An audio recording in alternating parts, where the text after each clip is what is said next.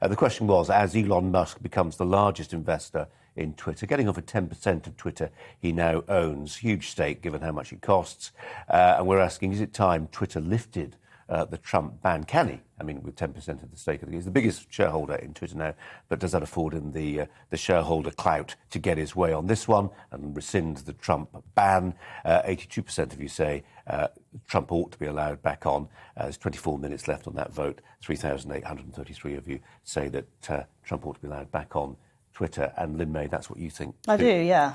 Because you believe in an open skies policy when it comes to Twitter. Nobody should be barred from it. No one should, unless there's a clear evidence of a criminal offence. I think everyone should be able to use Twitter. And like I said before, the Taliban are on Twitter. There's various questionable people on Twitter. So why some and not the others? So then what is the bar? Who makes those decisions? So just, and I think for those also, there's this big conversation around, be kind or we're hurting people's feelings, but literally anything can hurt someone's feelings. So if you feel at home or whatever that you're being offended continuously by opinions and views, come off of Twitter.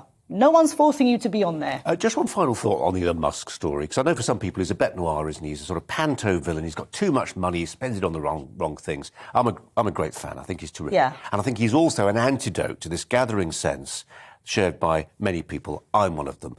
That the corporate world is woke. It's out of control. It's deeply anti-democratic. There's a group of highly networked, highly credentialed people at the top of most organisations who all think pretty much the same. And they are increasingly using their corporate platforms to express political ideologies, which they never run the risk of putting to the test of the people who actually work there, the cleaners, the security guards, the people doing the less well-paid jobs. They're deeply anti-democratic. But here is someone who is a paragon of capitalism, Elon Musk, keeps coming up with these brainwaves, Tesla, SpaceX, whatever it is, making shed loads of money. And actually, turns out he's quite good for free speech. We rejoice, therefore. Yeah, and it balances the scales. We need equilibrium. Yeah. And a lot of these corporates, they're just doing it. They're fake. Because when you look, like you said, at the people that work for them, their policy, even the supply chains, Yeah. Well, the supply chains have to fall into line, don't they? There you go.